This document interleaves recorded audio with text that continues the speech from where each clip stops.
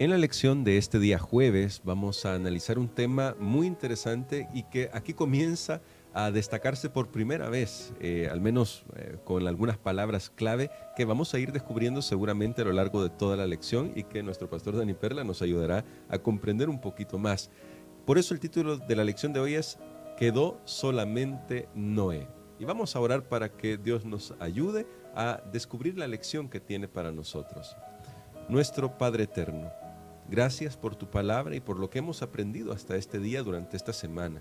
Gracias por tu pacto con la humanidad y gracias por tus misericordias. Ahora ayúdanos a comprender este mensaje que tienes para nosotros en la lección de hoy. En el nombre de Cristo Jesús. Amén. Amén. Según el relato bíblico, pastor, el diluvio fue algo tan catastrófico que definitivamente no quedó absolutamente nada con vida, excepto Noé, su familia y los animales que entraron en el arca con él.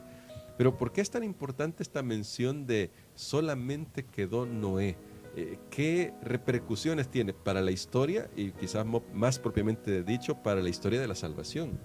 Ese concepto de lo que queda, lo que permanece o el resto, lo que sobrevive a una destrucción, a un caos, ya sea natural o un caos moral, es un concepto que va a estar presente a lo largo de la Biblia y que se llega a conocer más formalmente como el remanente, Entonces aquí tenemos un concepto del remanente, el remanente, porque de toda la humanidad que había en ese momento, solamente quedaron 8 personas, que eran Noé, su esposa, sus hijos y sus nueras.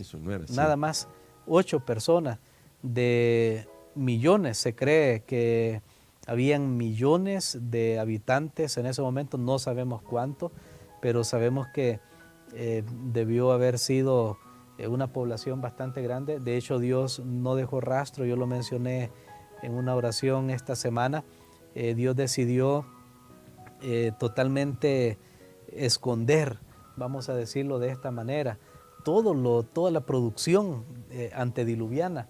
No quedó nada, porque Dios hizo que antes de que comenzara a llover, la Biblia dice que hubo un viento, y ese viento reunió a toda la creación, a todos los hombres, mujeres, a las cosas que habían hecho. Entonces como que Dios los depositó ahí en el fondo de la tierra, y de hecho toda esa creación compactada da origen también a las fuentes de petróleo que hay en la tierra.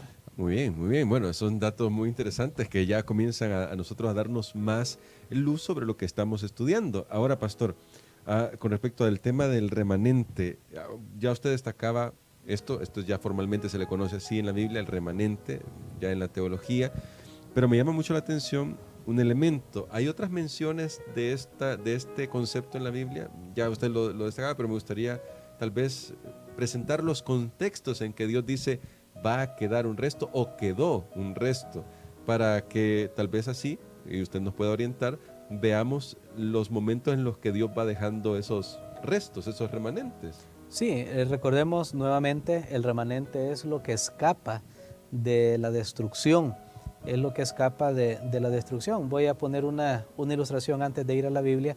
Por ejemplo, digamos que hay un bus, llevaba 30 pasajeros, el bus cayó en un precipicio, se accidentó y solo quedaron 5 personas con vida. Ellos son el remanente. Muy bien. Ellos son el remanente. En la Biblia hay un remanente santo, hay un remanente fiel que siempre continúan en el pacto con Dios a pesar de todo lo que rodee a ese grupo de personas. Y tenemos algunos ejemplos. Por ejemplo, en el libro de Génesis, el capítulo 45 y el versículo 7, aquí nosotros encontramos una mención de esa palabra remanente, Génesis 45, 7, que esto nos viene de la historia de José, cuando José se presentó a sus hermanos. Creo que podemos leerlo. Y bueno, dice así: Dios me envió delante de vosotros para que podáis sobrevivir sobre la tierra, para daros vida en medio de una gran liberación. Muy bien. Aquí aparece como sobrevivir, me imagino. Sí, sí, para sobrevivir, o sea, los que quedan, los que sobreviven, eso es el remanente.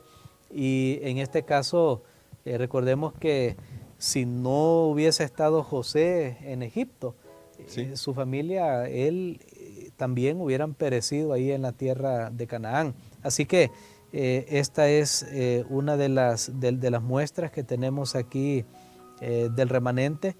En el mensaje de los profetas también se habla mucho de un remanente. Acabamos de estar estudiando Todo el libro de Isaías. El libro de Isaías y ahí se menciona acerca de un remanente. Podemos recordar, por ejemplo, Isaías capítulo 4, muy temprano en el libro, Dios habla de un grupo que queda, Isaías 4 y el versículo 3. Veamos qué dice acá la palabra de Dios, Isaías 4:3. Dice así: y acontecerá que el que quede en Sión, el que sea dejado en Jerusalén, será llamado santo. Todos los que en Jerusalén estén registrados entre los vivientes. Ahí está. Ahí tenemos ese concepto, y si queremos un texto más, Isaías capítulo 11, versículo 11 dice: asimismo acontecerá en aquel tiempo que Jehová alzará otra vez su mano para recobrar el resto de su pueblo que aún quede en Asiria, Egipto, Patros, Etiopía, Elam, Sinar, Hamat, en las costas del mar. Aquí lo que estaba diciendo es que iban a haber sobrevivientes en esas naciones en las cuales el pueblo de Israel había sido disperso. Y si vamos al final también, bueno, el apóstol Pablo habla del remanente. El libro de Apocalipsis, capítulo 12, versículo 17, habla de ese resto que Satanás fue a hacer guerra contra el resto de lo que quedó de la iglesia pura, la iglesia que una vez estaba doctrinalmente intachable, pero se corrompió, pero la Biblia dice, queda un resto, queda un remanente. Creo que el remanente también es un remanente de gracia, porque entra en el pacto de Dios. Es un remanente de gracia, y no debe haber ninguna jactancia del remanente, sino agradecimiento, porque la Biblia dice que Noé, al salir del arca, lo primero que él hizo fue edificar un altar, fue agradecer a Dios, fue reconocer que Dios lo había preservado. No es que Noé salió ahí a gritar, aunque no había nadie, pero que Noé hubiera quedado registrado y gritó, sobrevivimos, somos héroes. No. Noé reconoce. Creo que aquellas personas que Dios en su gracia ha preservado, por ejemplo, han pasado crisis en este mundo, y si Dios todavía nos tiene con vida, creo que debe ser un motivo de gratitud y para hacer un compromiso con Él de pacto. Bueno, y el Señor Jesús también nos enseñó, a propósito de lo que usted estaba diciendo, que en los últimos días serían como en los días de Noé. Es decir, habría toda una generación que estaría con sus pensamientos de continuo solamente al mal, y por eso se necesita un remanente hoy, y Dios está reuniendo este remanente, Dios está trabajando con este remanente, Dios tiene, vamos a decirlo mejor, Dios tiene este remanente. Entonces, pastor, quiere decir que el remanente de estos días tiene que cumplir con las características que estudiamos esta semana sobre la vida de Noé.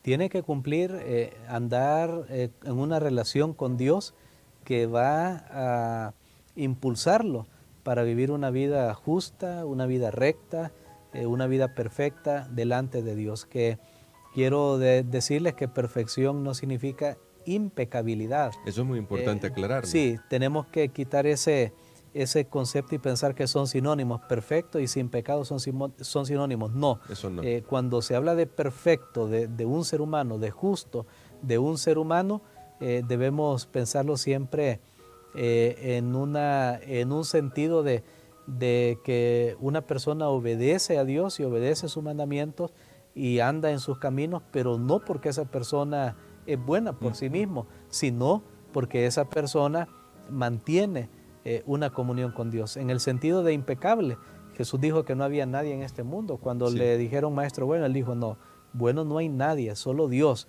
O sea, si me ven bueno a mí por ser un mero hombre, no lo soy, no lo debería ser, aunque Jesús sí era un hombre bueno porque él era diferente, pero hablando para toda la humanidad en general, nosotros no somos buenos aparte de Dios. Por eso necesitamos la gracia de Dios, entrar en pacto con Dios, caminar con Dios.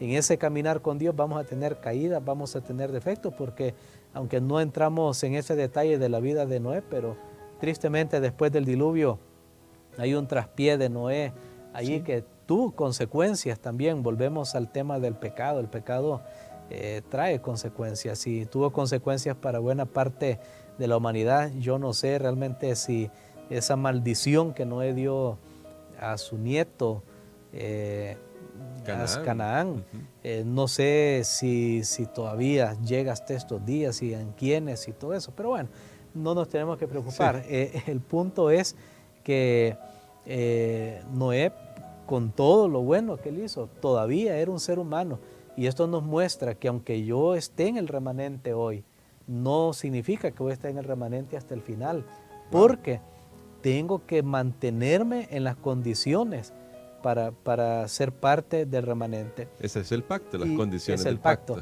Y son condiciones activas. Solamente aquellos que participan activamente de la misión y de un caminar con Dios son el verdadero resto que menciona la Biblia. Excelente, muchas gracias por esta explicación y esta aplicación para nuestros días, pastor.